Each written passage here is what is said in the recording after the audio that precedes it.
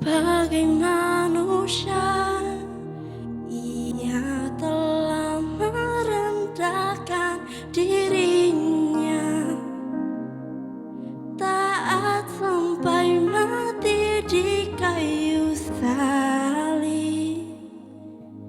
Hapuskan dosa pelanggaranku,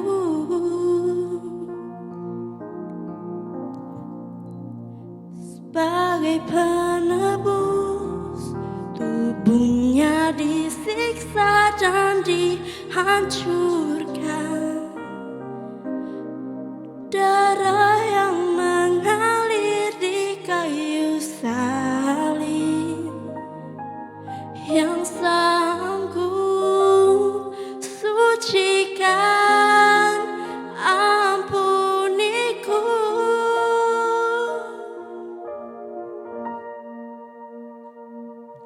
Kasih Yesus sempurna memulihkan seluruh hidupku, telah lunas di kayu salib, supaya aku diselamatkan, dibebaskan, disembuhkan.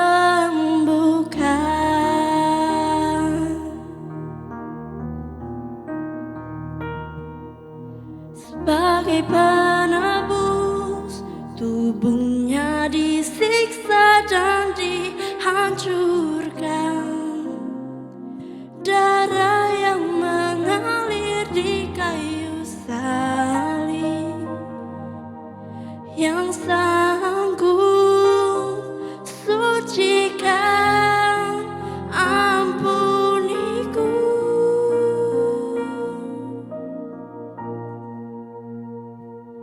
Kasih Yesus sempurna memulihkan seluruh hidupku, telah lunas di kayu salib, supaya aku diselamatkan, dibebaskan, disembuhkan.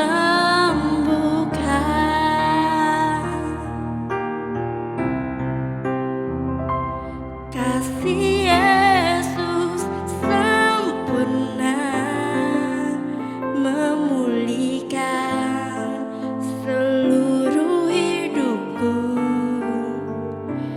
telah lunas di kayu salib, supaya aku diselamatkan, dibebaskan, disembuhkan.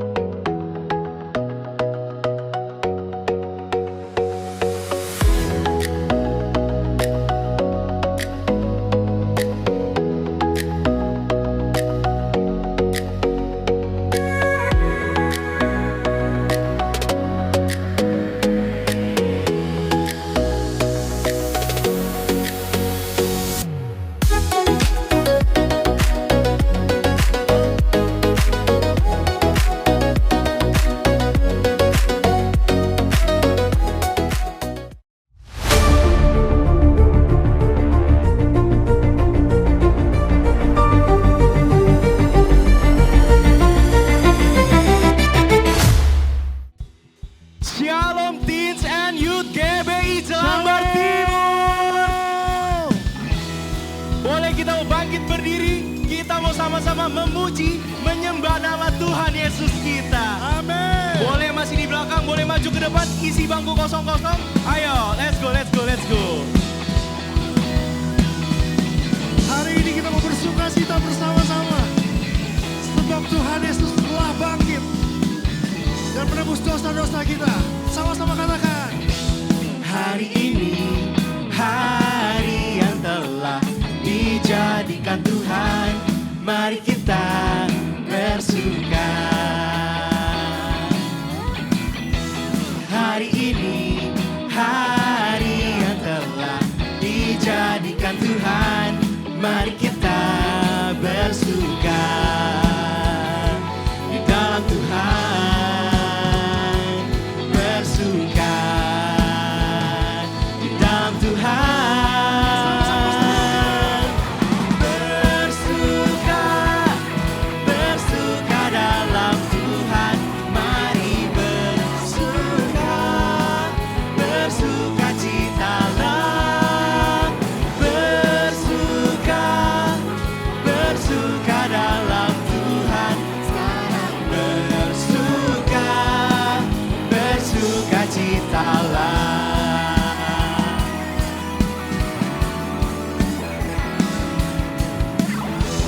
Hari ini, hari yang telah dijadikan Tuhan, mari kita bersuka. Hari ini, hari ini, hari yang telah dijadikan Tuhan, mari kita bersuka di dalam Tuhan, bersuka di dalam Tuhan, Sama-sama serukan. bersuka, bersuka dalam Tuhan, mari bersuka, bersuka citalah, bersuka, bersuka dalam Tuhan, sekarang bersuka, bersuka citalah. Dan cuma saja nyanyikan, katakan bersuka.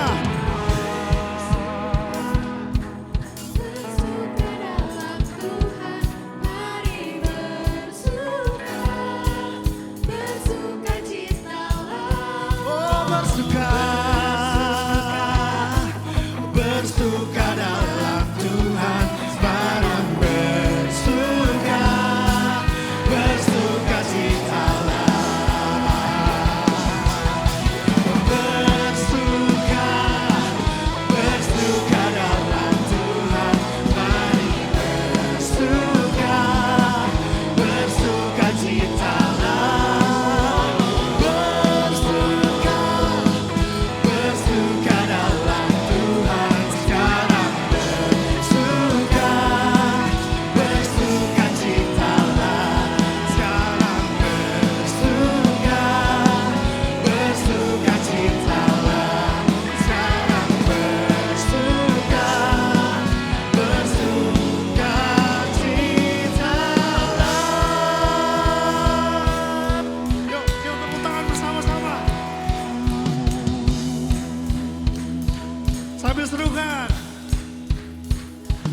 Oleh darah anak domba, oleh kesaksian kita, iblis dikalahkan, kuasanya dihancurkan. Oleh darah anak domba, Sekali lagi katakan oleh darah domba. oleh darah anak domba, oleh kesaksian kita, iblis dikalahkan.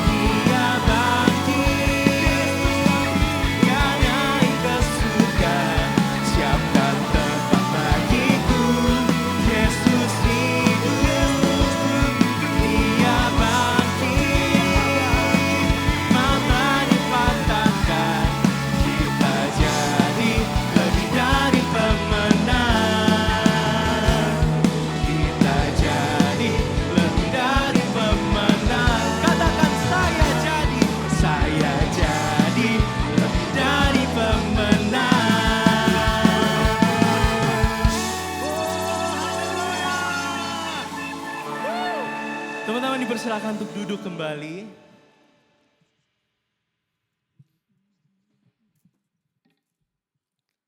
Sebelum kita masuk acara berikutnya, sebelum kita mendengarkan cerita firman Tuhan pada hari ini teman-teman, kita mau renungkan bahwa hanya Yesuslah Tuhan di hidup kami Tuhan.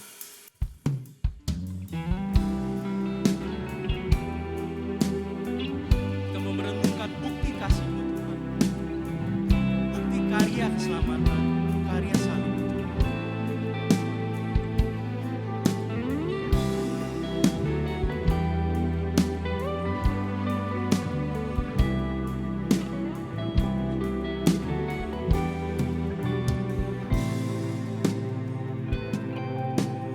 Hanya Kau Tuhan di hidupku. Kau berikan hidup yang baru. Darah-Mu menyucikan, pulihkan hatiku. Ku nyatakan Kaulah segalanya. Engkaulah sumber pengharapan. Kuasa-Mu sanggup menyembuhkan. Jiwaku pun berserah hanya kepadamu. Yesus, Kaulah segalanya. Karena salib-Mu ku hidup. Karena salib-Mu ku menang. Engkau yang berkuasa, sanggup untuk melakukan mujizat-Mu. Karena salib-Mu ku hidup. Karena salib-Mu ku menang. Engkau yang berkuasa, sanggup untuk melakukan mujizat-Mu di hidupku.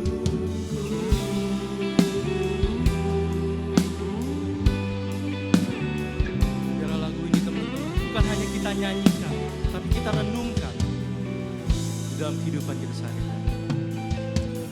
Engkaulah sumber pengharapan. Kuasa-Mu sanggup menyembuhkan. Jiwaku pun berserah hanya kepadamu. Yesus, Kaulah segalanya. Karena salib-Mu ku hidup. Karena salib-Mu ku menang. Engkau yang berkuasa, sanggup untuk melakukan mujizat-Mu. Karena salib-Mu. Teman-teman saya undang buat bangkit berdiri lagi. Karena salib-Mu ku menang. Engkau yang berkuasa, sanggup untuk melakukan mujizat-Mu. Di salib-Mu ku hidup. Yang cinta sama Tuhan Yesus, kita menyanyikan lagu ini bersama-sama dengan sungguh, dengan tulus, berikan kasih kita, memberikan hati kita untuk Tuhan. Sanggup untuk melakukan mujizat-Mu. Karena salib-Mu ku salibmu ku menang.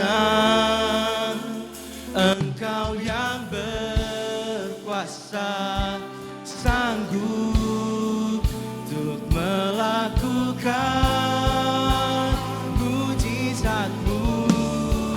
Karena salibmu ku hidup, karena salibmu ku menang.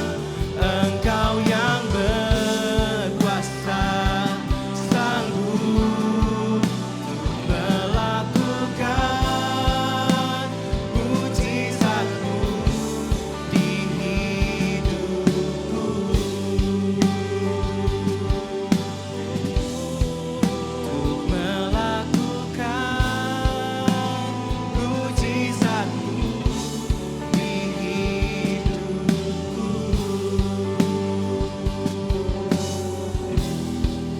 Untuk melakukan mujizatmu di hidupku. Teman-teman dipersilakan untuk duduk kembali. Ronald, bangun.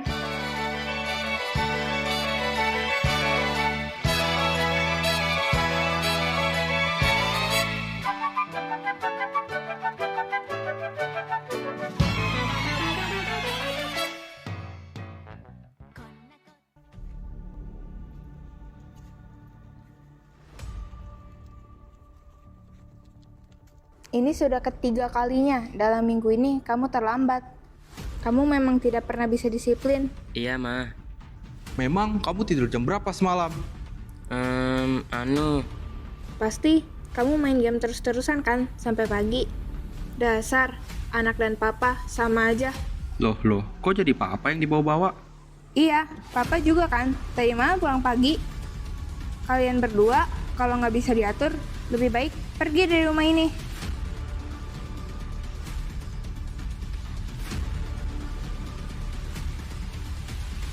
Ronald, hari ini ada pembagian hasil ulangan kan?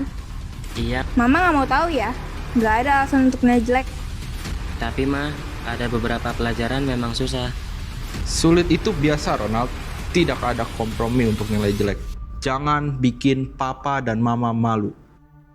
Aku sudah berusaha semampuku, tapi memang ada yang beberapa aku nggak bisa. Harusnya kamu bisa lebih berusaha lagi. Kamu lihat si Dodi tetangga kita. Dia selalu jadi juara. Harusnya kamu bisa jadi seperti dia. Benar, kamu tahu papa kerja keras untuk sekolahin kamu. Papa juga sudah bayar uang les kamu. Les matematika, les fisika, les bahasa. Harusnya kamu bersyukur dan berusaha lebih keras lagi. Ma, kenapa aku harus selalu dituntut untuk jadi seperti tetangga kita? Memang aku nggak boleh jadi diriku sendiri. Pa, aku nggak pernah meminta untuk les sebanyak itu. Aku capek. Aku takut. Aku takut setiap terima nilai. Aku takut pulang. Aku merasa nggak pernah cukup. Dalam hatiku, aku selalu bertanya, apakah benar kalian sayang padaku? Atau aku hanyalah sebuah piala yang mau dipamerkan? Kadang yang paling menyakitkan bukan kegagalan, tapi ketika cinta terasa seperti syarat. Selamat pagi, Pak. Apakah benar Bapak memanggil saya? Benar, Ronald. Sini masuk. Kamu tahu mengapa kamu dipanggil? Karena terlambat ya? Salah satunya itu.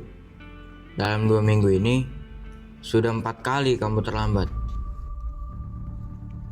Dan kamu tahu alasan utama kamu dipanggil. Ini, kamu lihat nilai ulanganmu. Semua rata-rata di bawah 50. Ada yang ingin kamu jelaskan? Iya, maaf Pak, saya salah. Bapak tidak butuh kata maaf. Bapak ingin sebuah perubahan. Kalau nilai kamu seperti ini terus, Bapak ingatkan, kamu bisa tidak naik kelas. Jadi, Bapak ingin ada perubahan dalam diri kamu. Baik Pak, sekali lagi saya mohon maaf.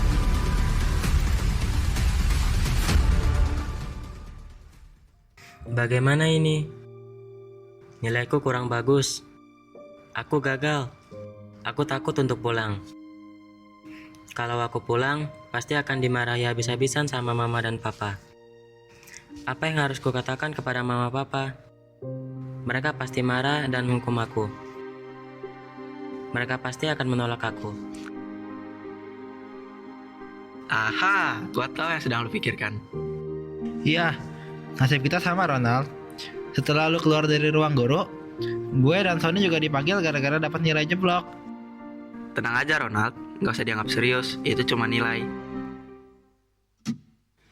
Ketika mimpimu yang begitu indah tak pernah terwujud, ya sudahlah. Saat kau berlari mengejar anganmu dan tak pernah sampai, ya sudahlah. Apapun yang terjadi, ku kan selalu ada untukmu. Janganlah kau bersedih, 'cause everything's gonna be okay.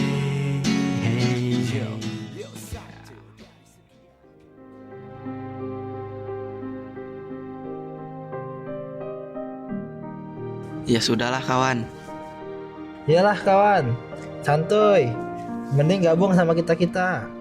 Nggak usah dipaksain kalau emang gak dapat nilai bagus.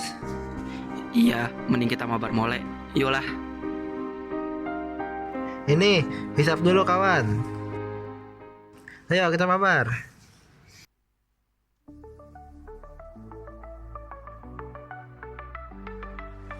Saat yang masuk, ayo kita main.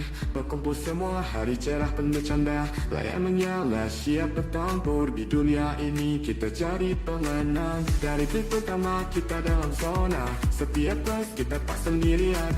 Suara bercampur kita sabedikan. Dalam ini kita semua bangkit. Malam baik kita. Hey teman-teman, ada yang baru nih, mau lihat?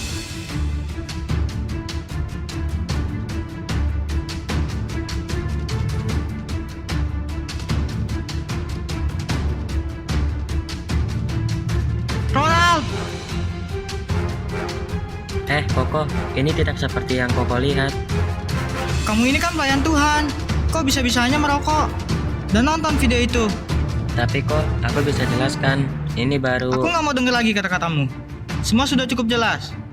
Kau lihat dengan mata Koko sendiri. Kamu tidak menjadi teladan. Kamu pendosa. Kamu membuat malu Tuhan. Mulai hari ini, kamu tidak boleh lagi melayani. Tapi kok...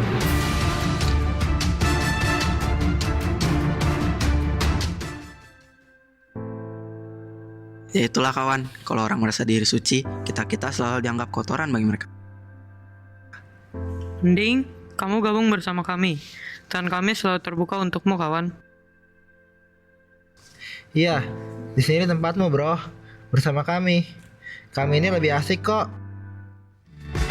Meski tak ada yang abadi. Ronald? Ron, Noh ada teman lu yang nyari. Untuk apa kamu kesini, Pris? Gue lihat-lihat, akhir-akhir ini lu beda, Nald. Jarang masuk kelas, nggak ke gereja, nongkrong sama anak-anak yang suka bikin masalah. Sebenarnya ada apa, Nald? Di sini tempat gua, Pris. Cuman di sini tempat yang terima orang gagal kayak gua. Papa mama gua nggak terima anak dengan nilai jelek kayak gua. Mereka malu, Pris.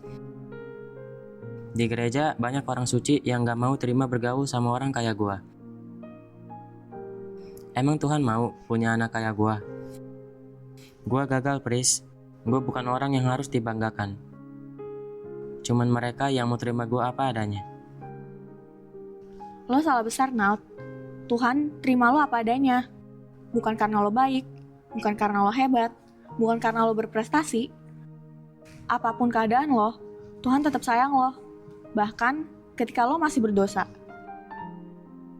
Justru yang lo lakuin sekarang, lo sia-siain penebusannya. Dia datang untuk lahir di dunia, lalu mati di kayu salib. Itu semua untuk nebus kita, orang berdosa.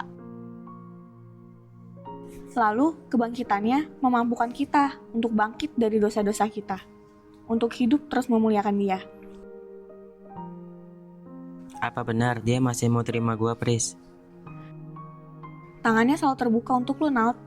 Mungkin keluarga nolak lo, teman-teman ngejauhin lo, tapi tidak dengan Tuhan. Dia sayang sama lo. Ayo pulang, gua mau besok lo datang ke sekolah. Gua tunggu. Tapi Pris,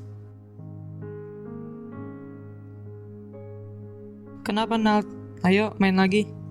Iya Nal, jangan didengerin. Paling-paling mereka mau menghina lu lagi. Udah, di sini aja.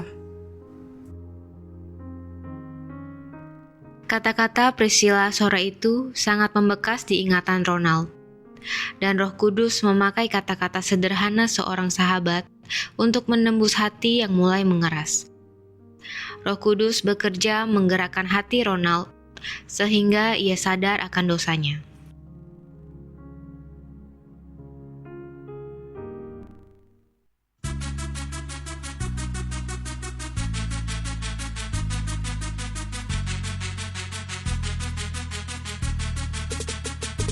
Tuhan angkat diriku, tolong aku anakmu, lepaskan jerat hasrat kedagingan hatiku, malu akan dosaku saat ku menghadapmu, belenggu ini sangat menyakitkan langkahku.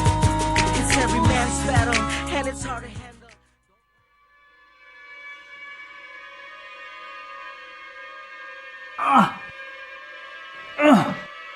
aku ingin bebas. Aku ingin lepas.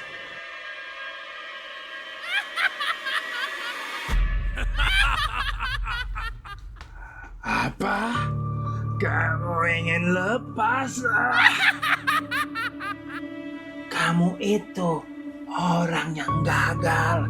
Tidak ada yang menginginkanmu. Kamu itu sudah kalah. Kamu pendosa. Kamu harusnya di sini menemaniku. Lead me to the cross where your love poured out. Bring me to my knees, Lord, I lay me down. Rid me of myself, I belong to you. Oh, lead me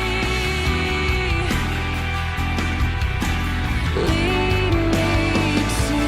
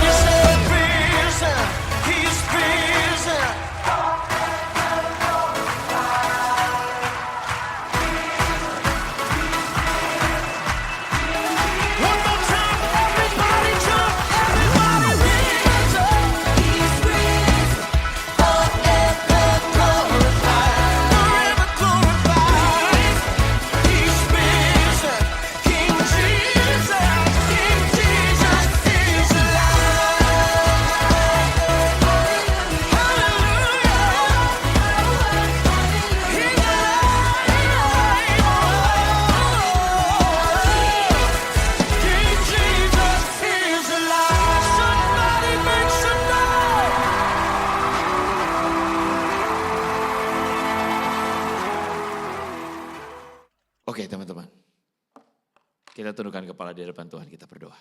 Let's pray.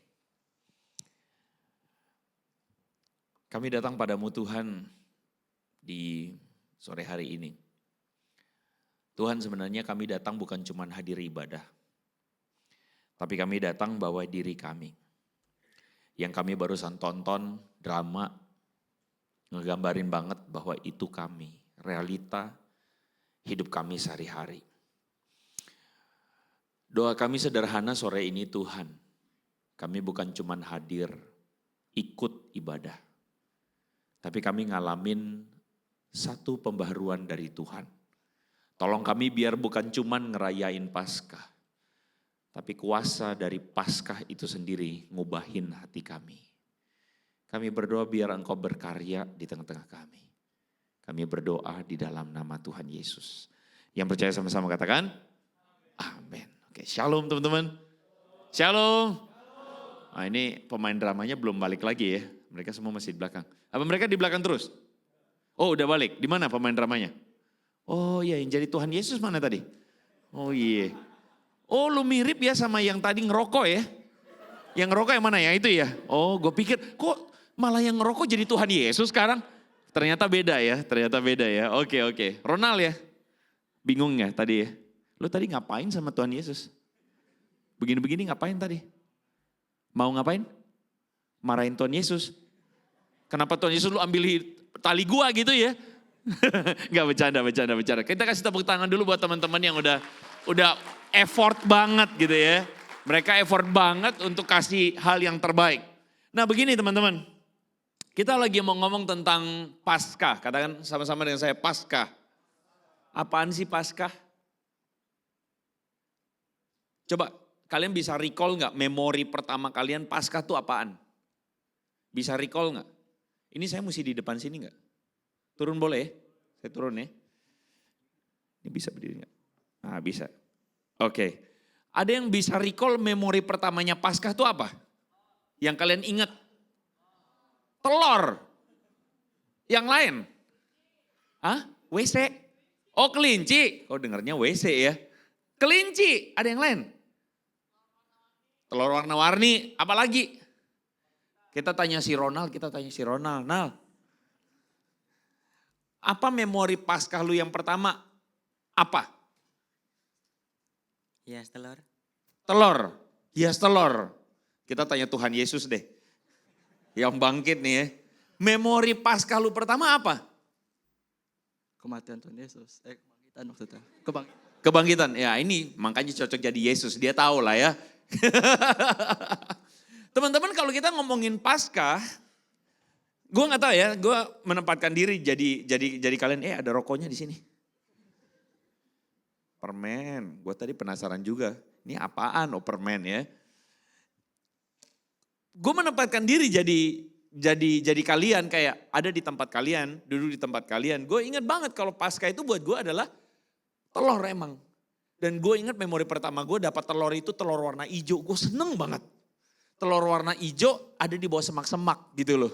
Ya ada di bawah semak-semak, gue lupa semak-semak itu pohon cabai atau apa gue lupa deh. Dan itu kayak sesuatu yang menyenangkan buat gue karena apa? Karena gue dapat telur.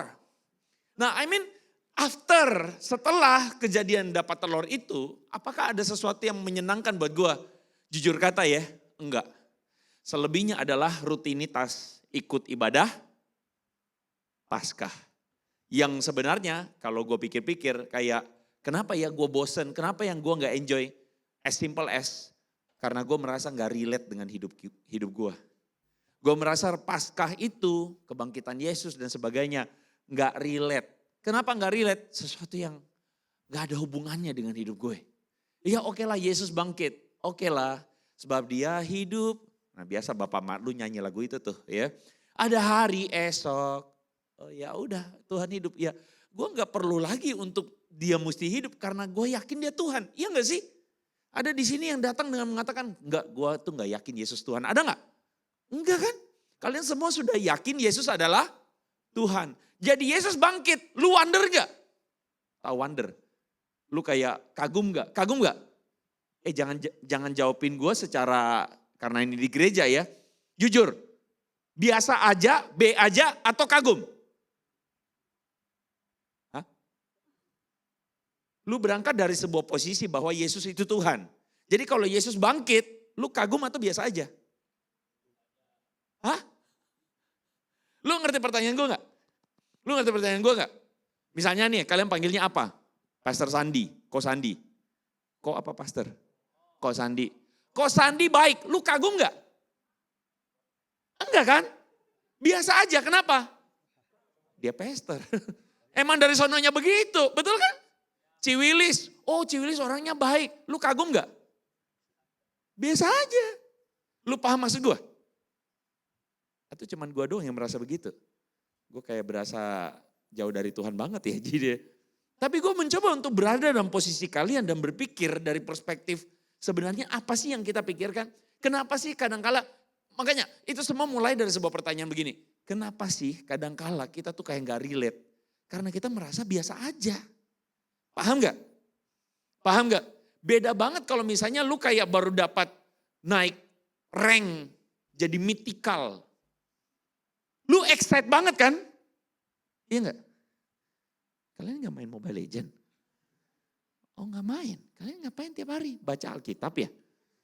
Doa tiap hari ya? Dan kalau mau tumbuh gitu ya? Kalian paham maksudnya? Somehow kadang-kadang kita tuh gak merasa excited, gak merasa relate. Karena kita berpikir bahwa memang udah seharusnya begitu. Yang mau gue sampaikan adalah, we lost the meaning. Kita kehilangan meaning dan kita kayak mensugesti diri kita kayak Yesus bangkit, yeay hebat, dahsyat. Kayak Yesus itu membuat orang yang buta melihat, yeay dahsyat.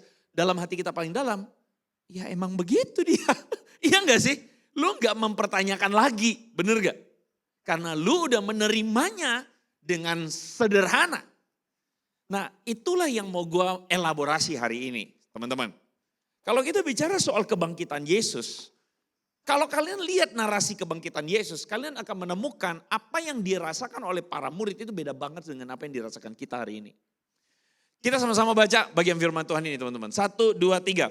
Pada hari pertama minggu itu, berkumpullah murid-murid Yesus di satu tempat dengan pintu-pintu yang terkunci. Karena mereka takut kepada orang-orang Yahudi.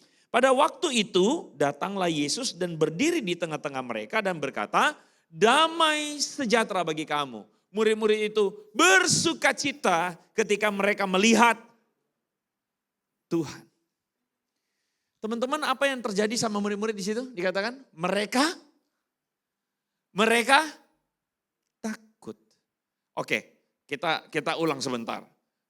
Ini kejadian terjadi pada waktu hari Minggu pertama pagi-pagi. Ini kejadian terjadi hari Minggu. Dan pada waktu itu mereka lagi berkumpul, mereka lagi berdoa. Pada waktu malam itu yang terjadi adalah mereka tutup semua pintu, mereka tutup semua akses, mereka berdoa dan firman Tuhan mengatakan mereka ketakutan. Ada yang tahu kenapa mereka takut? Kenapa mereka takut? Halo? Ada yang tahu kenapa mereka takut? Hah? Kenapa mereka galau? Padahal Yesus bangkit. Kenapa mereka takut? Kenapa mereka takut? Teman-teman kalau kita baca baik-baik, mereka mengalami kegalauan, ketakutan karena mereka pun takut sebenarnya ditangkap seperti Yesus. Pelan-pelan. Hari ini kita lagi ada di dalam satu realitas di mana dunia kita ini dunia yang lagi bergejolak. Bapak mak lu nih, coba berapa banyak dari kalian yang bapak maknya FOMO antri bensin tanggal 1 kemarin? Ada nggak? Udah ada yang ketawa-ketawa. Ada ya? Ada ya? FOMO kenapa? Mereka pada takut harga BBM naik. Udah mulai stok barang, ada nggak? Mulai stok beras, udah mulai beli LPG, ada nggak? Nah, kenapa? Kalian tahu nggak bahwa dunia kita sekarang ini adalah dunia yang lagi bergejolak. Perang terjadi di mana-mana. Bahkan terakhir perang Iran, Israel sama Amerika. Kalian tahu itu nggak? Nggak tahu. Main Minecraft aja ya, makanya kagak tahu ya. Dunia kita tuh dunia yang lagi perang. Bahkan even sebagian orang Amerika katanya, mereka sudah berpikir bahwa ini bakal jadi perang dunia ketiga. Gini deh, kita nggak usah mikir yang nggak usah overthinking ya. Nggak usah overthinking ya. Tapi apa yang gue mau sampaikan di sini? semua orang hari ini sebenarnya lagi mengalami ketakutan. Kalau orang ketakutan dengan isu yang global, ada orang-orang juga yang ketakutan dengan apa yang terjadi personal diri mereka. Orang tua kalian tahu nggak? Mereka juga ngalamin kekhawatiran dalam diri mereka. Overthinking soal masalah kerjaan. Gue yakin ada sebagian dari kalian bilang, iya benar tuh kok. Orang tua gue lagi khawatir dengan kerjaannya, katanya harganya naik, bahan baku naik, pasar udah menurun, daya beli turun, iya nggak? Ada sebagian dari orang tua kita udah mulai khawatir, kenapa? Di kantornya lagi ada perampingan. Semua orang ketakutan. Lah itu kalau orang tua kita, orang yang gede-gede pada antri BBM, kita gimana? Lu bisa testify sendiri. Lu lagi ngalamin overthinking gak sekarang? Hari ini lu lagi ngalamin ketakutan gak? Hari ini lu lagi ngalamin kekhawatiran gak dalam hidup lu? Ada sebagian dari kalian udah mulai berpikir, gue nanti harus jadi sukses nih. Kenapa? Karena lu lihat orang tua lu susah, iya gak? Lu udah mulai mikir, gue nanti kerja apa ya dan sebagainya. Ada di antara lu udah mulai khawatir lagi. Khawatir dengan apa? Kayak Ronald tadi, nilainya jelek semua. Itu tadi nilainya jelek semua ya, Nal? Semua. Kok lu malah nanya, lu yang punya nilai? Ronaldnya mana? Lu kan? Iya. Nilainya jelek semua enggak? Iya, tuh. Nilainya jelek semua, gimana gue bisa sukses kan gitu kan? Ngomong-ngomong itu Ronald drama ya, kalian jangan anggap beneran loh. Tapi benerannya gimana? Nilai lu jelek apa bagus? Bagus. Ada yang jelek gak? Ada apa? IPA, nasib lu dah. Kita semua begitu kan? Matematika, iya enggak? Kita bergumul enggak? Bergumul. Bukan cuma soal masalah nilai, teman kita. Mungkin ada yang tadinya dekat terus kemudian sekarang jauh, iya enggak? Bahkan mungkin mulai ada di antara kalian yang udah punya gebetan. Ayo lu ngaku, ya kan? Udah mulai ngegebet, tapi ternyata apa? Temen lu diambil, gebetan lu diambil teman bayar lu, ya kan? Harian kita setiap hari itu punya realita. Realitanya apa? Kita tuh mengalami yang namanya struggle, kita ngalamin sebuah keadaan yang gak menentu. Betul? Betul? Murid-murid mengalami, kita balik ke sini. Murid-murid mengalami kekhawatiran, ketakutan. Kalau kalian pikir baik-baik, murid-murid itu 3,5 tahun sama Tuhan Yesus. Setuju? Setuju gak? Apa kata lu dah kok, kita gak tahu. Ya begitu gitu ya. Lu terima aja dah. 3,5 tahun bersama Tuhan. Menurut lu mereka itu kalau bersama Yesus yang sering melakukan mujizat, sering melakukan banyak hal yang luar biasa. Seharusnya mereka itu tidak perlu takut apa enggak? Halo? Coba bayangin lu bersama Tuhan Yesus. Tuhan Yesus nginep di rumah lu. Lu perlu takut gak? Enggak kan? Lu perlu mikir gak? Besok gue ujian, tenang aja gue sama Yesus. Nanti entah gimana malam gue ketransfer aja kepintarannya Yesus. Gitu kan? Karena apa? Karena lu bersama Tuhan Yesus. Paham ya maksudnya ya? Tapi coba lihat baik-baik, Alkitab bilang bahwa pada momen itu murid-murid ketakutan. Kita mestinya bertanya besar, kenapa kok mereka ketakutan? Kenapa sampai mereka itu mengalami yang namanya menggalau bersama, overthinking bersama sampai-sampai doa aja tutup pintu. Apa yang terjadi dengan mereka? Yang terjadi dengan mereka, kalau kita paham, mereka tuh barusan mengalami syok. Katakan sama-sama dengan saya, syok. Syok apaan? Mereka syok karena mereka nggak nyangka bahwa Yesus bakal disalib. Gini loh, bagi orang Yahudi dan bagi murid-murid, salib itu adalah kisah gagal total. Tahu nggak? Kisah kegagalan total di mana salib yang sekarang lu ada yang diantara kamu mungkin pakai kalung salib ya. Bahkan kita taruh salib di depan itu. Kalian tahu gak zaman itu salib itu tuh tanda yang sangat amat memalukan. Karena salib itu hukuman bagi penjahat. Orang paling jahat, orang paling sampah masyarakat itu disalib. Jadi salib itu bukan sesuatu yang bikin lu bangga. Dan kenyataannya guru yang lu ikutin, kalau misalnya kita tempatin diri jadi murid-murid. Guru yang lu ikutin 3,5 tahun yang bikin lu kagum-kagum. Wah opa sarange. Yang bikin lu kagum, guru lu disalib. Itu kayak Lu udah deket 3 tahun, sejak SMA kelas 1 sampai kelas 3 udah mau lulus, lu mau nyatain cinta, tiba-tiba dia diambil orang. Gak pada nggak relate ya, kalian gak pernah jatuh cinta ya? Jatuh cinta diem-diem doang ya, gak berani ngomongnya. Kisah kegagalan kayak plot twist. Jadi murid-murid itu ketakutan. Mereka nggak nyangka Yesus beneran disalib. Karena apa? Selama 3 tahun setengah, murid-murid berharap Yesus menyelamatkan mereka. Dengerin gue, tapi menyelamatkannya tidak cara seperti kita pikirin sekarang. Karena bayangan mereka mau diselamatkan tanpa salib. Loh kok bisa kok?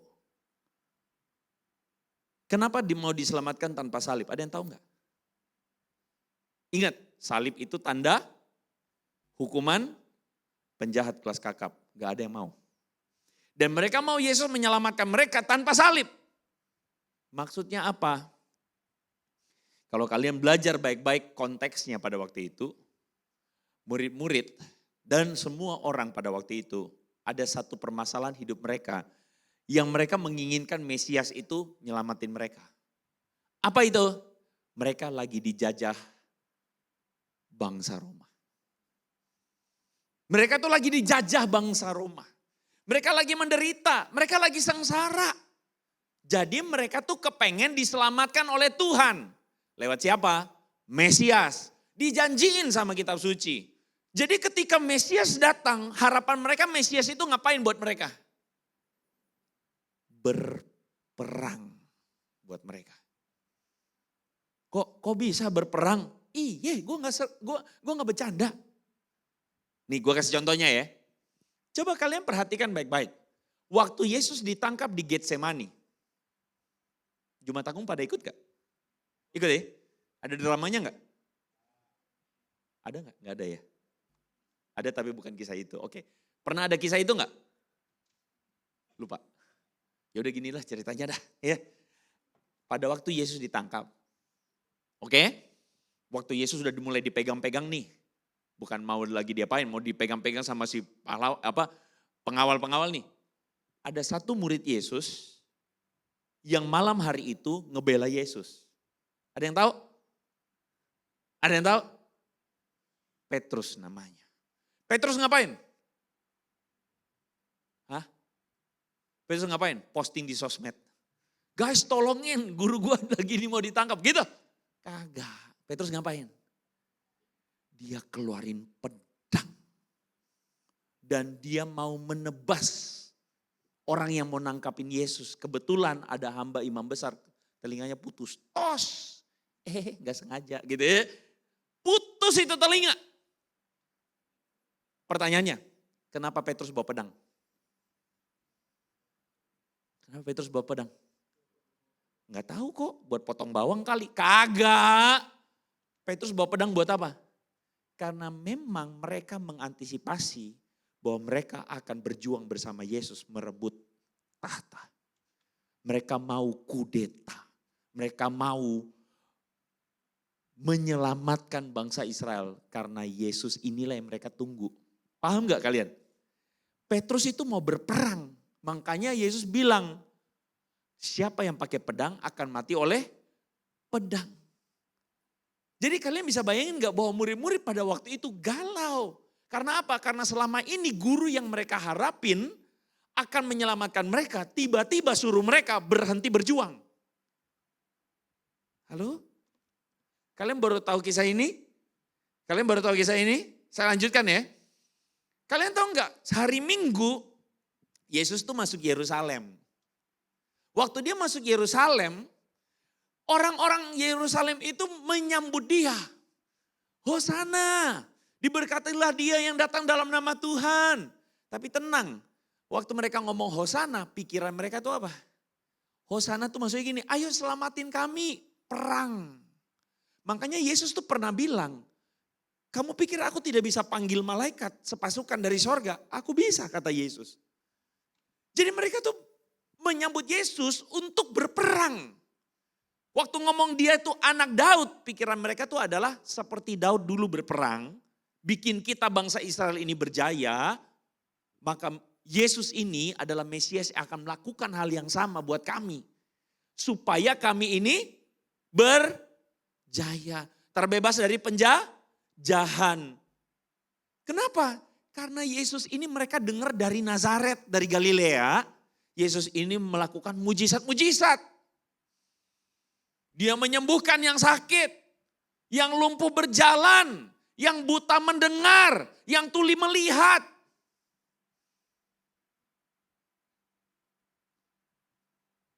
Cuman ada satu doang yang sadar. Yang lain kagak sadar ya.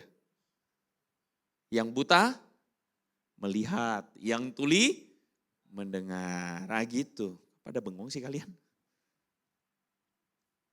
Angin ribut ditenangkan. Betul? Yang meninggoy bangkit. Iblis-iblis sujud. Kalian bisa lihat gak?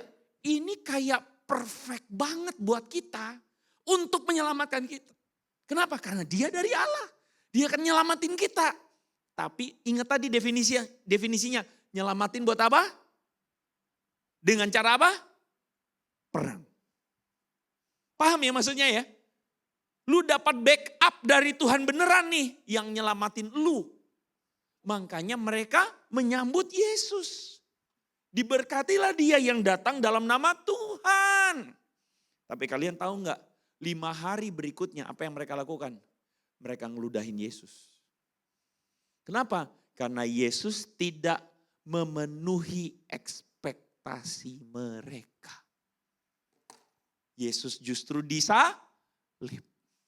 Waktu Petrus udah mau berperang, Yesus bilang apa? Sarungkan pedangmu. Yang pakai pedang akan mati oleh pedang. Aku datang untuk menyerahkan diriku. Kaget mereka semua. Mereka pikir Yesus datang untuk menyerahkan diri untuk berperang. Ternyata enggak.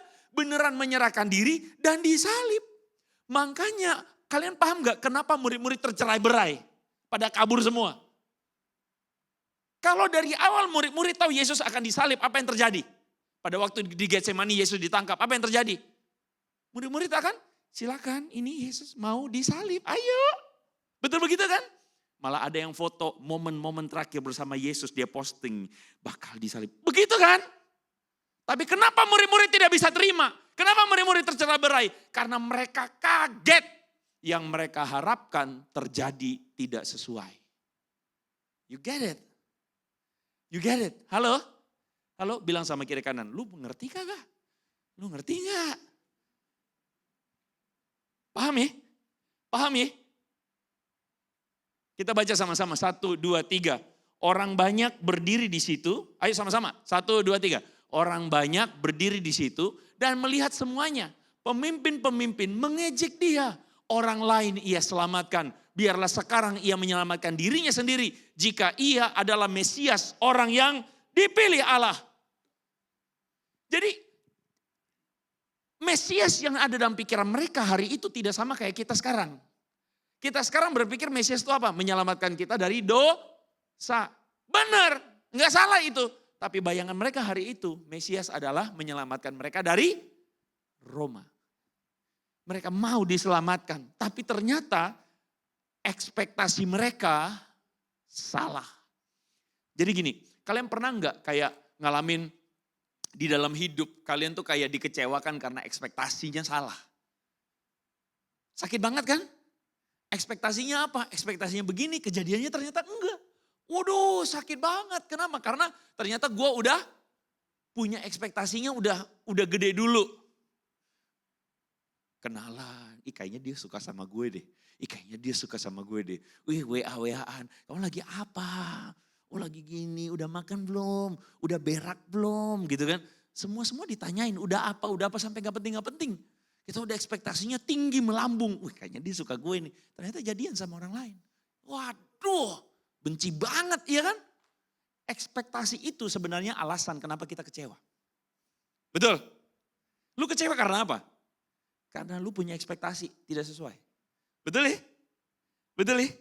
Jadi dalam hidup ini seringkali kita itu ada dalam drama itu. Kita balik kepada cerita tadi. Si Ronald. Sebenarnya ekspektasinya Ronald apa? Apa Nal? ekspektasi lu? Senyum aja lu. Tadi di depan lu kagak senyum. Iya lu tegang banget tadi. Hidup susah ya soalnya ya. Apa ekspektasi Ronald sebenarnya? Diterima sederhana sama orang tuanya, betul? Tapi masalahnya orang tuanya mau menerima Ronald kalau nilainya bagus. Betul ya? Coba lihat deh. Apa ekspektasi dia tadi? Selain itu.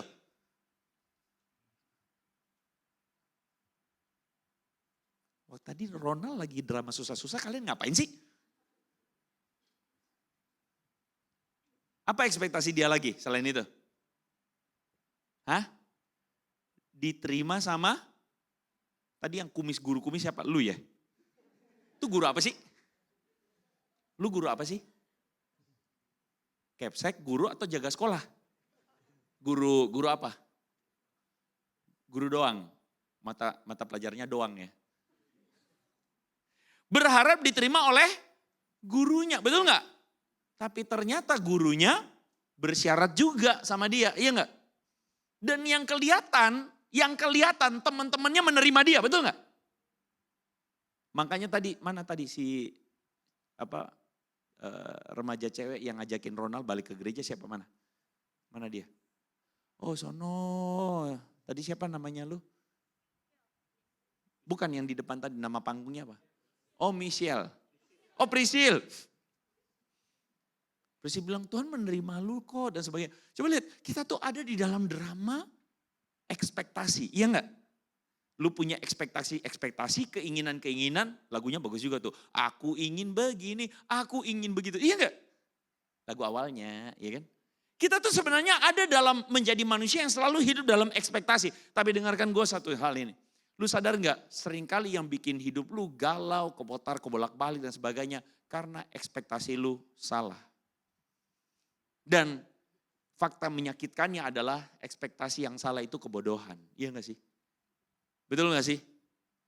Dan kadangkala kita tuh menjadi anak-anak yang atau orang-orang yang kepengen bahwa kalau gue ikut Tuhan maka semuanya akan baik, semuanya akan lancar, mulus, jaya. Tapi kenyataannya murid-murid tadi bersama dengan Yesus 3,5 tahun apa yang terjadi dengan mereka? Kacau. Ternyata maksud Tuhan tidak sesuai ekspektasi mereka. Itu faktanya. Itu faktanya. Bahkan apa? Dikatakan bahwa kalau kita beriman pada Tuhan, kita pikir hidup kita diberkati. Tapi masalahnya diberkatinya menurut maunya kita. Tuhan aku puasa nih dalam nama Yesus, besok matematika ujian 100. Begitu enggak? Enggak pernah ya kalian ya? Apa cuman gua doang? Cuman gua doang ya? Gue jadi minder ini. Iya enggak? Kita kayak punya ekspektasi yang sebenarnya harus kita akuin salah. Termasuk salib. Salib itu apa artinya? Kebangkitan itu apa artinya?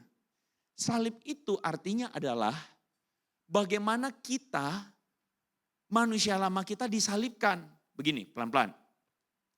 Coba kalian lihat. Yesus itu datang, misi utamanya apa? Misi utamanya apa? Salib. Betul ya? Paham ya? Itu misinya dia. Dan dia datang di tengah ekspektasi dunia yang maunya adalah dia angkat pedang. Supaya menyelamatkan semua orang Israel dari kesengsaraan. Tapi Yesus konsisten karena memang misi utamanya adalah merendahkan diri. Misi utamanya itu adalah merendahkan diri, digantung di kayu salib. Itu misi utamanya dia. Tujuannya apa? Tujuannya adalah memang untuk menyelamatkan engkau dan saya. Tapi selain itu, bukan untuk menyelamatkan kita doang. Yesus mau tunjukin, inilah jalan keselamatan. Katakan sama-sama dengan saya, keselamatan. Keselamatan itu apa? Keselamatan itu apa? Keselamatan itu apa? Keselamatan itu apa?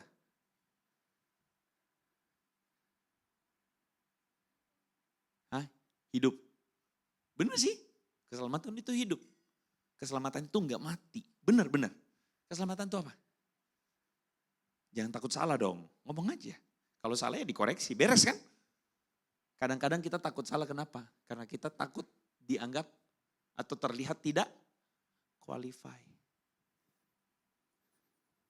Keselamatan itu apa? Bebas dari dosa. Betul sebenarnya. Keselamatan itu apa? Tidak binasa. Keselamatan itu apa? Diselamatin orang. Keselamatan itu apa? Kekal. Keselamatan itu apa? Oke, kasih gua konkretnya. Keselamatan itu apa? Konkretnya apa keselamatan itu? Konkretnya apa? Banyak orang berpikir konkretnya adalah masuk sorga. Pada kenyataannya kalau lu baca Alkitab, Yesus nggak ngomong tentang masuk sorga. Pada kenyataannya kalau lu baca Alkitab, keselamatan itu berawal atau beranjak dari sebuah pemikiran bahwa dunia ini sedang binasa oleh dosa. Oke, dengerin gue pelan-pelan ya. Apa artinya dunia ini sedang binasa oleh dosa? Apa artinya? Apa artinya? Wah, dunia ini lagi bejat kok, banyak kejahatan kok, banyak ngedar narkoba kok, banyak prostitusi. Iya, gak salah. Tapi sebenarnya binasa itu bukan cuma itu doang. Binasa itu sesederhana ini. Perhatikan. Gue mau kasih statementnya begini. Hari ini banyak orang meskipun kelihatan hidup tapi binasa. Apa maksudnya binasa? Ada dari antara kalian yang duduk di tempat ini, kalian tuh sebenarnya lagi insecure. Kenapa insecure? Karena waktu lu lihat Instagram, lu lihat temen lu, di like, di follow banyak orang. Kenapa? Karena dia cantik. Dan semua cowok-cowok itu ngedeketin dia. Kalaupun ada yang nge-DM lu, sebenarnya nge-DM lu cuman mau tanya, lu punya WA-nya dia enggak? Gue minta dong. Sakit kan? Sakit kan? Sakit banget. Dan lu akhirnya menjadi orang yang waktu malam, lu lihat temen lu di like banyak orang. Sedangkan foto lu burik banget. Lu mau upload, lu kagak bisa. Lu upload, itu pun yang nge-like orang yang paling aneh di kelas. Terus lu jadi tidur, lu jadi kepikiran. Gue jelek ya. Gak ada yang mau sama gue ya. Lu tahu nggak? Itu kebinasaan. Karena lu berpikir seperti cara dunia berpikir. Gue ulang ya. Ini ada hubungan sama ekspektasi tadi. Ekspektasi itu apa? Lu diterima semua orang, betul? Lu disukai semua orang, betul? Betul? Ekspektasi itu tanpa sadar mempengaruhi kita. Jadi kita berpikir seperti cara berpikir itu. Itu yang Alkitab katakan, engkau binasa. Kenapa binasa? Hidupmu jadi overthinking, yang overthinking. Gimana sih caranya sampai chat GPT kan? Tanya chat GPT, ayo ngaku, chat GPT jadi teman baik lu kan? Lu nanya gimana caranya ngatasin overthinking, chat GPT bilang, oh tenang aja. Alah chat GPT mah pura-pura baik sama lu. Iya kan? Lu binasa. Sorry ya, gue bukan ngatain lu ya. Gak usah baper ya. Gue bukan ngatain lu, tapi maksudnya itu yang Alkitab katakan tentang apa itu binasa. Lu binasa karena lu ikutin cara berpikirnya dunia. Paham ya maksudnya ya? Ada di antara lu yang hari ini, lu bisa lihat gak bahwa ada orang-orang tertentu, mereka tuh kayak berpikir, oh buat apa hidup ini? Cari duit sebanyak-banyaknya. Kenapa cari duit sebanyak-banyaknya? Berapa banyak dari lu yang dikatain sama orang tua? Bukan dikatain ya, dikasih tahu ya sama orang tua. Lu mesti sekolah tinggi-tinggi, lu mesti pinter. Tujuan pinter buat apa? Kata mereka supaya jadi orang. Berarti lu sekarang berudu, kecebong lu. Lu belum jadi orang. Lu mesti pinter dulu supaya jadi orang, iya enggak? Sehingga itu tadi seperti apa yang dialami Ronald. Dia tidak dianggap karena dia tidak pinter. Akhirnya apa yang terjadi? Macam-macam deh. Dia gampang banget masuk dalam pergaulan yang tadi. Siapa yang tadi nawarin film porno? Ayo, siapa? Wah, lu. Enggak, cuman drama ya. Kenapa? Karena ada rasa painful. Kecewa, marah. Itu namanya binasa. Itu yang Alkitab katakan tentang apa itu binasa. Jadi binasa itu adalah ketika tanpa sadar kita tuh seperti dunia yang cuman hidup untuk pikiran kita, ekspektasi kita, kesenangan kita. Binasa itu adalah ketika lu lihat ada orang di luar sana yang kerjanya cari duit melulu pikirannya. Sampai dia ngukur kebahagiaan hidup dia berdasarkan duit. Betul nggak? Dan berapa banyak yang lu akhirnya temukan orang yang hidup untuk duit, ambisinya pengen untung malah jadi buntung. Ngorbanin orang karena duit. Lu pernah ketemu itu nggak? Sebenarnya kita tuh ada dalam drama kebinasaan. Kebinasaan yang kemudian menghasilkan kebinasaan selanjutnya. Iya nggak? Lu berantem sama temen lu, akhirnya apa? Lu hubungan lu nggak akur, akhirnya apa yang terjadi? Sekarang makin runyam, iya nggak? Itu realita dunia hari ini. Kalau kita balik kepada apa yang terjadi dengan para murid, itulah yang terjadi sama mereka. Yesus bilang begini, solusinya satu jalan keselamatan. Apa solusinya? Merendahkan diri. Makanya Yesus ngomong, penguasa-penguasa, mereka itu menunjukkan kuasanya dengan tangan besi. Mereka bunuh orang supaya mereka naik jadi raja. Betul ya? Yesus bilang, aku datang bukan untuk dilayani. Aku datang untuk melayani. Jadi Yesus itu menunjukkan jalan keselamatannya. Jadi rupanya solusi untuk berbagai macam permasalahan hidup lu, solusinya satu. Lu mati bagi diri lu sendiri. Itu solusinya.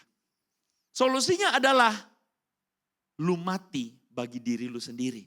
Bagi segala keinginan-keinginan yang keliru, hal-hal yang tidak berkenan, lu mati bagi diri lu sendiri. Oke, gue punya satu cerita yang gampang aja.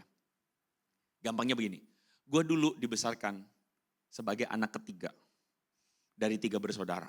Anak bontot ceritanya, cowok sendiri. Umur gue beda sama cici-cici gue.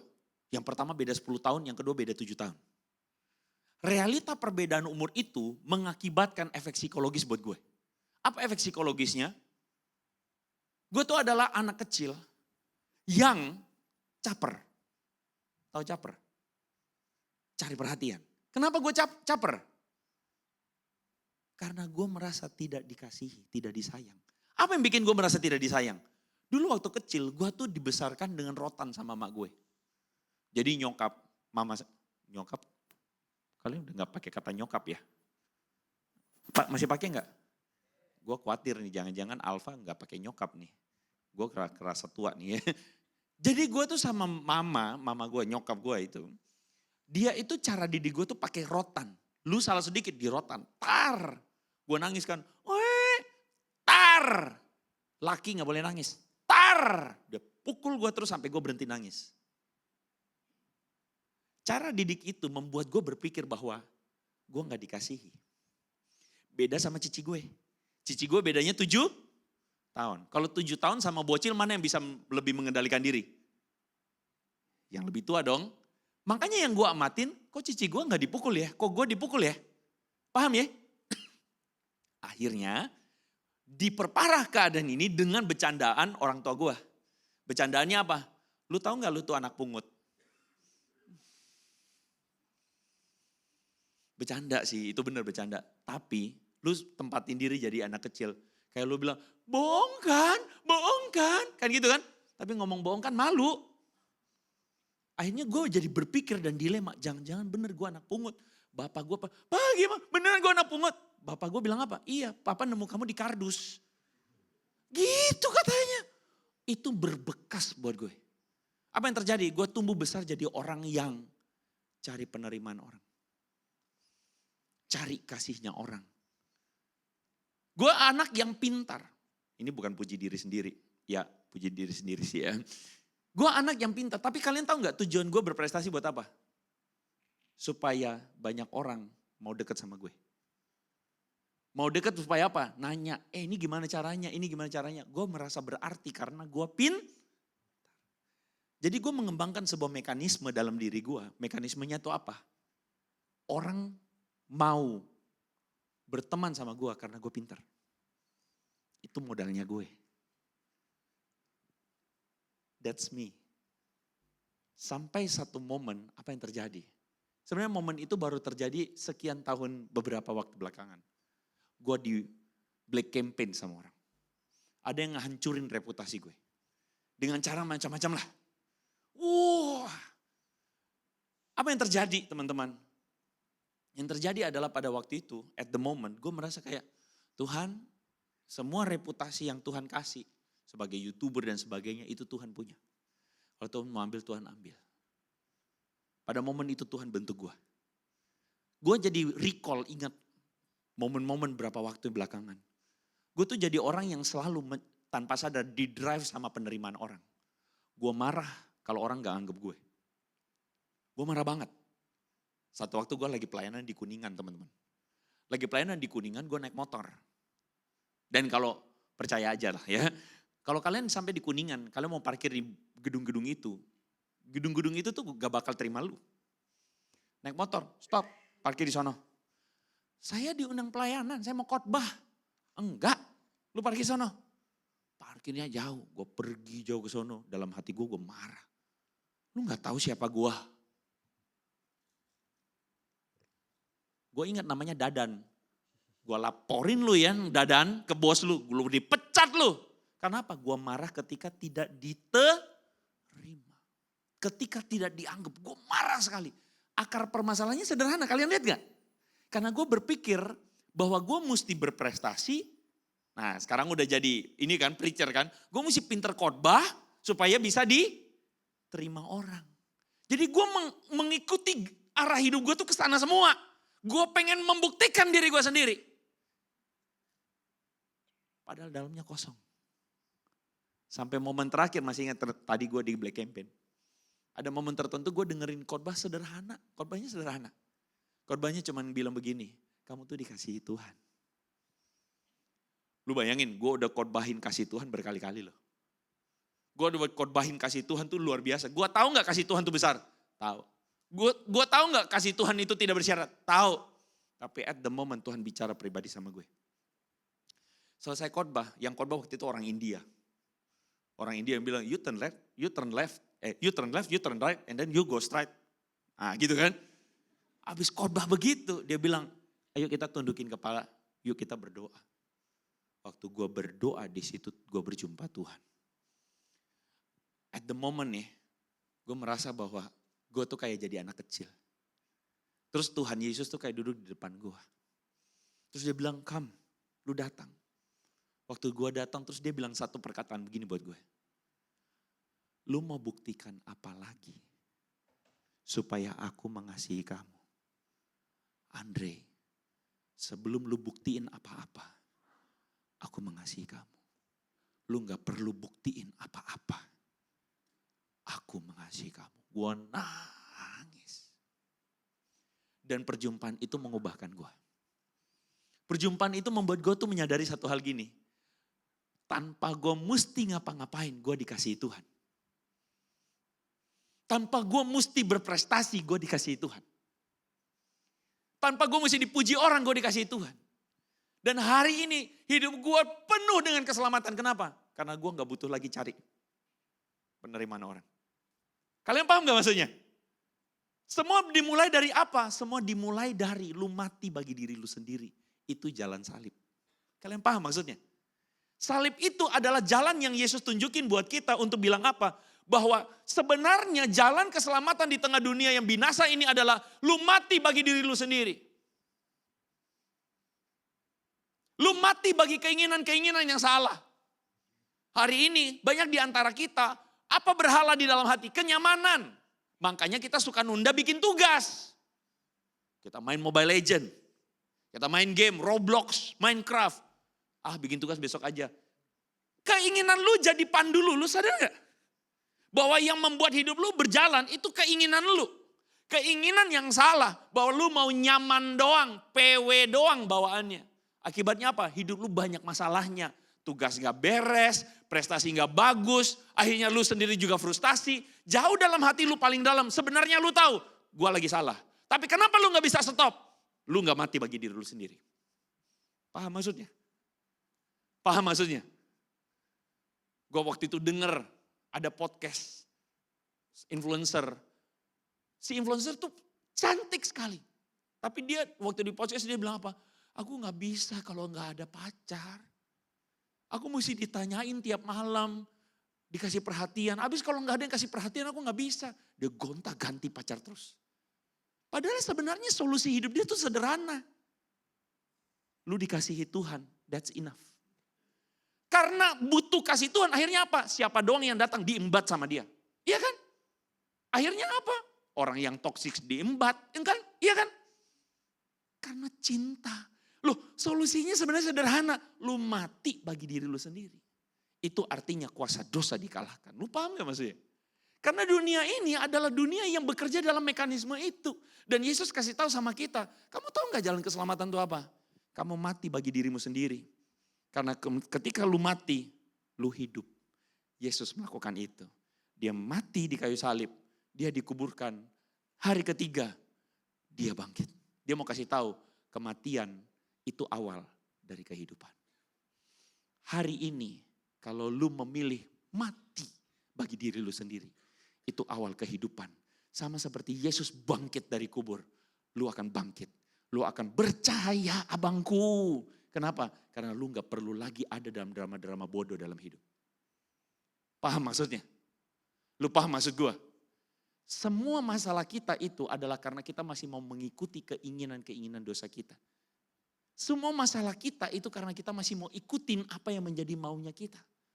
Tapi ketika kita sampai pada sebuah pengertian bahwa Tuhan telah mati buat dosa-dosaku. Aku pun harus mati bagi manusia lamaku. Dan aku hidup dalam manusia baru. Itu titik baru di mana lu mengalami kebangkitan bersama dengan Yesus. Saya minta pemain musik maju ke depan.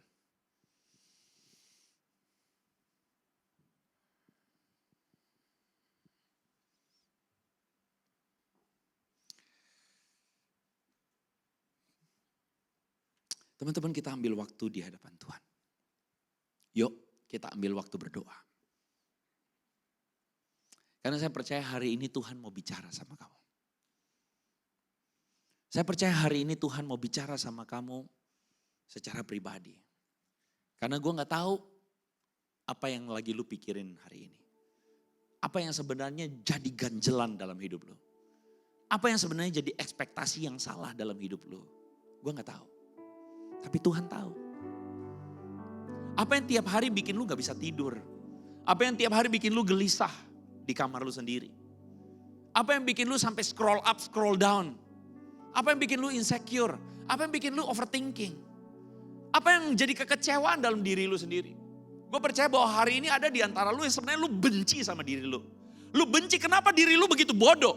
Lu benci kenapa diri lu males. Lu benci. Lu bukan gak tahu, lu tahu. Tapi entah kenapa lu gak bisa stopin. Ada di antara lu yang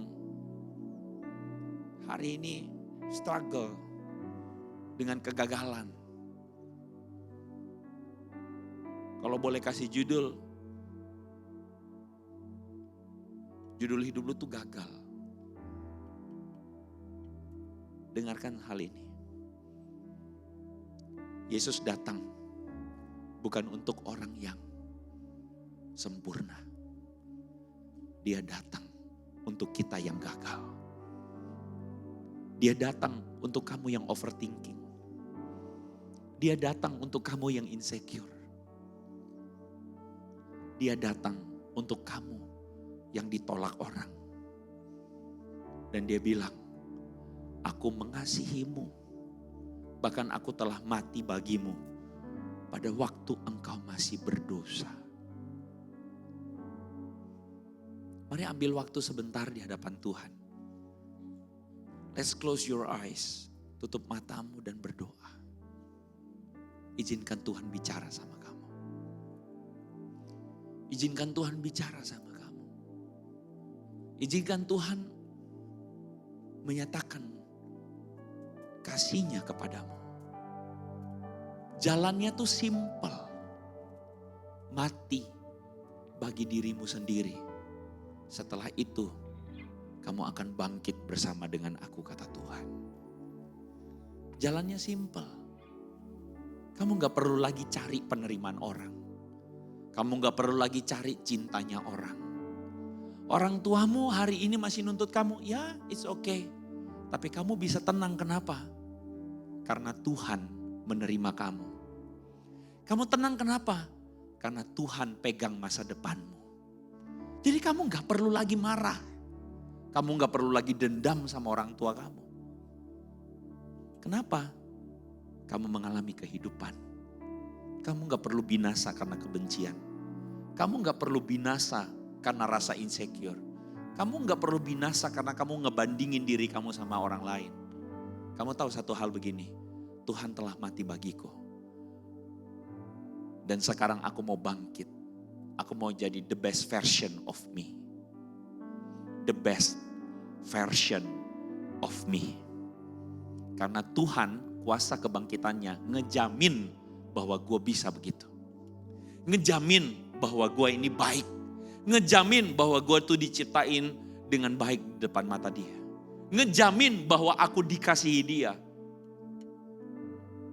Kematian dan kebangkitannya menjamin semuanya. Supaya aku mati bagi diriku. Dan aku jadi the best version of me. Tuhan terima kasih untuk firman yang telah Engkau berikan. Hari ini ada di antara anak-anakmu yang insecure, overthinking, ekspektasinya salah, ekspektasinya seperti dunia. Tapi Engkau tunjukin bagi kami jalan keselamatannya. Engkau mati, merendahkan diri. Engkau gak peduli ekspektasi dunia. Engkau konsisten naik ke kayu salib untuk menyelamatkan kami. Dan Engkau bangkit. Maka kami pun mau mati bagi diri kami. Untuk kami bangkit dengan Tuhan. Kerjakan mujizat-Mu Tuhan bagi anak-anak-Mu hari ini. Karena hamba-Mu percaya hari ini terjadi keselamatan di tempat ini. Hari ini terjadi ada banyak jiwa yang mengalami keselamatan. Bebas dari kebinasaan. Hidup dalam kebaikan. Materaikanlah firman-Mu. Kami bersyukur kepada Tuhan. Di dalam nama Tuhan Yesus. Yang percaya sama-sama katakan. Amin. Berikan kemuliaan bagi nama Tuhan. God bless you.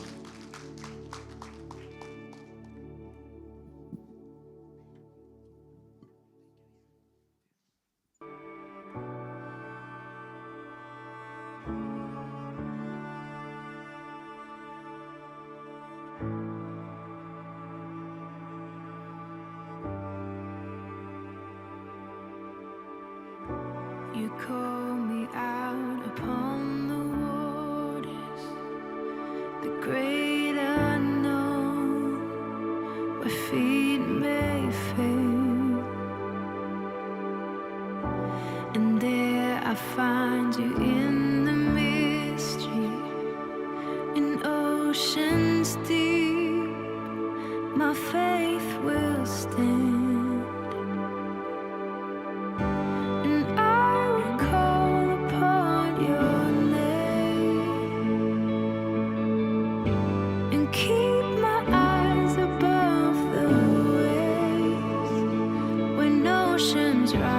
Soul will rest in your embrace, for I am yours. You are mine.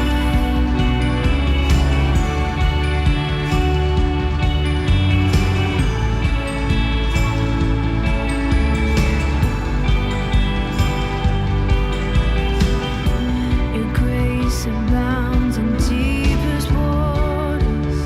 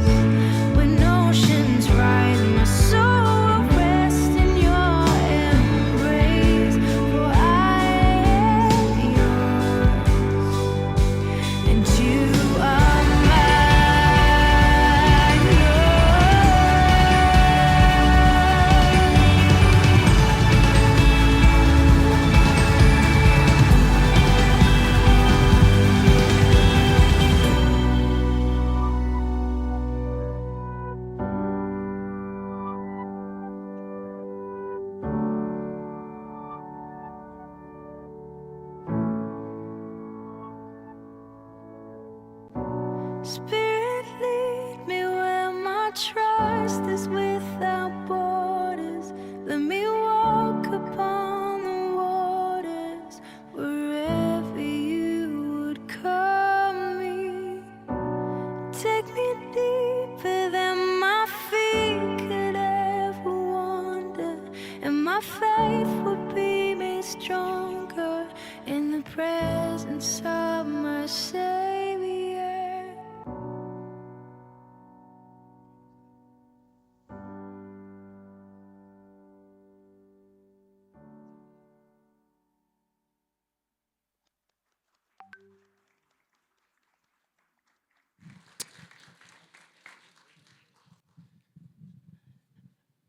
Oke teman-teman, saya lagi berikan sorak-sorai kemudian bagi Allah kita. Haleluya. Aku mewakili jemaat Youth GBI Jelamat ini mengucapkan thank you so much Andre atas khotbahnya. Tuhan Yesus memberkati.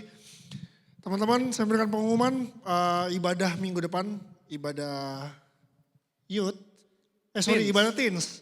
Ibadah Teens jam 12.30 hari Minggu dengan tema apa ini gak kebaca? Sindrom Pilatus. Sindrom Pilatus, oke. Penasaran gak tuh? Penasaran ya? Penasaran sih. Oke. Dengan pembicaranya itu Ciwilis, ya jam 12:30 siang hari Minggu depan ya.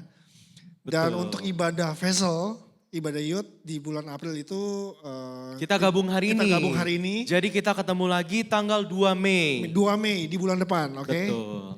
Oke, dicatat tanggalnya. Oke. Nanti kita memberikan persembahan. Oke teman-teman, sebelum kita memberikan persembahan, kita akan bersatu dalam doa. Tuhan Yesus, terima kasih Tuhan atas kesempatan, atas berkat yang sudah berikan pada kami. Terima kasih atas pesan Paskah yang sudah Engkau sampaikan pada kami lewat Ko Andre Tuhan. Supaya kami dapat mengerti, kami dapat mengaplikasikan dalam kehidupan kami sehari-hari Tuhan. Sementara kami memberikan persembahan, Tuhan berkati setiap persembahan yang kami berikan agar terus dapat memperluas kerajaan di tempat ini. Di dalam nama Tuhan Yesus kami berdoa, amin. Persembahan dijalankan.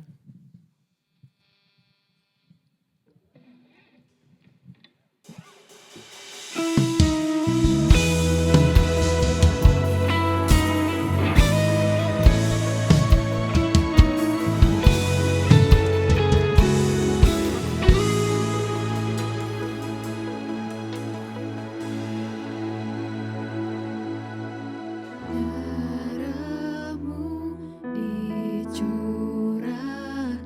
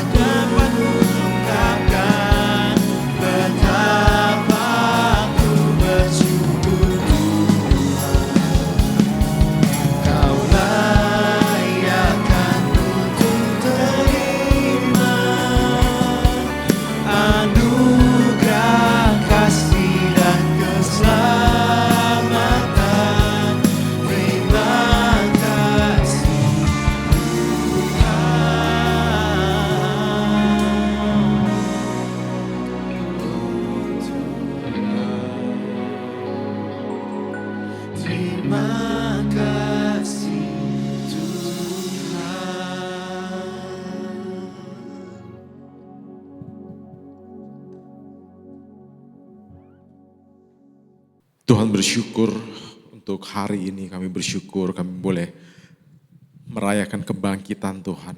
Dan Tuhan, kami bersyukur untuk hari ini kami boleh diajar agar kami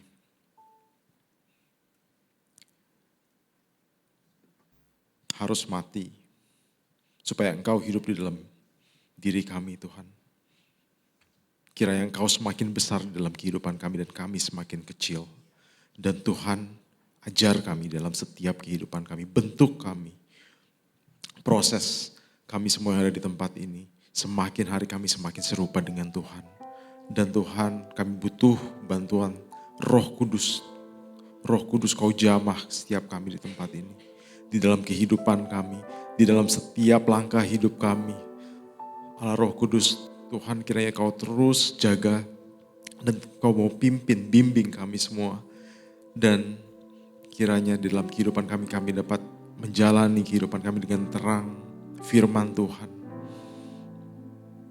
Tuhan berkati apa yang menjadi studi kami. Tuhan juga mau memberkati orang tua kami yang berusaha, mereka yang bekerja, Tuhan mau memberkati. Dan dimanapun anak-anakmu berada, kiranya mereka dapat menjadi garam dan terang. Dan mereka melalui kehidupan mereka orang lain dapat mengenal dan melihat Kristus. Terima kasih Tuhan, terima kasih. Kami bersyukur, kami juga berdoa untuk Ko Andre yang sudah menyampaikan firman Tuhan di dalam kehidupannya. Kiranya berkat Tuhan tercurah apapun yang dia lakukan. Kiranya penyertaan Tuhan terus ada.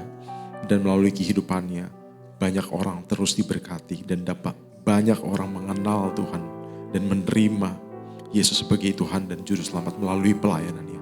Kami berdoa untuk keluarganya dan apa yang menjadi rencananya untuk masa yang akan datang. Tuhan, kiranya Tuhan terus menyertai dan memberkati. Terima kasih Tuhan, terima kasih, kami bersyukur. Teman-teman yang terkasih, angkatlah tanganmu dan terimalah berkat. Damai sejahtera, perlindungan, kasih karunia, berkat daripada Allah Bapa, cinta kasihnya dengan Allah Anak Tuhan Yesus Kristus, dan persekutuannya dengan Allah Roh Kudus menyertai kita semua pada sore hari ini. Sampai Maranatha Tuhan Yesus datang yang kedua kali. Amin. Amin. Oke teman-teman, ibadah telah selesai. Selamat hari Minggu, selamat Paskah. God bless you, see you next week.